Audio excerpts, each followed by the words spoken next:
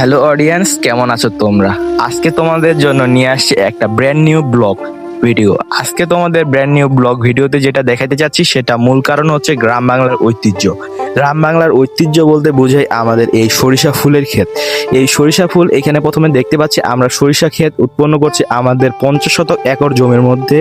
আর জয়নাল ভাই এখানে পূর্ব বেগুনবাড়ির মধ্যে এই সরিষা ক্ষেতটা অবস্থিত। আরো অন্যান্য জায়গায় অনেকে এই সরিষা ক্ষেত উৎপন্ন করছে, কিন্তু আজকে এই জায়গাটা আমাদের বাসার পাশে, সেই কারণে এখানে চলে আসলাম সরিষা ক্ষেতে। আজকে তোমাদের একটা সারমর্ম হিসাবে তোমাদের আজকে সরিষা ক্ষেতটা তোমাদের সামনে তুলে ধরবো।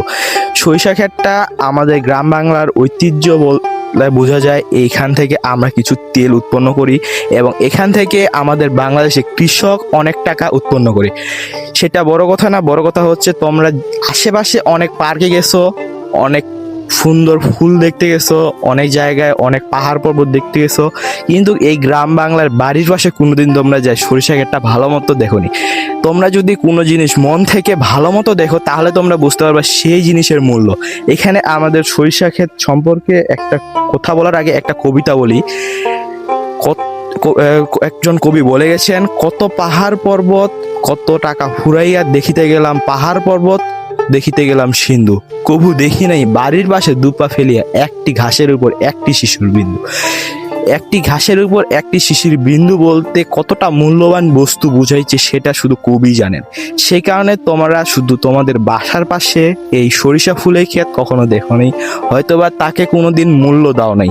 সেই কারণে তোমাদের আজকে অনেক শহরের ছেলেপেলে আছে যারা এই সরিষা ক্ষেতটা উপভোগ করতে পারে না, কারণ তাদের দেখার মতো এই বিষয়গুলা কেউ তাদের উপর সামনে তুলে ধরে নাই, অথবা তাদের এই বিষয়গুলো দেখার মতো জায়গা নেই। তো আমরা হয়তোবা সবাই জানি শহরের মধ্যে এসব জিনিস দেখার কোনো জায়গা নেই।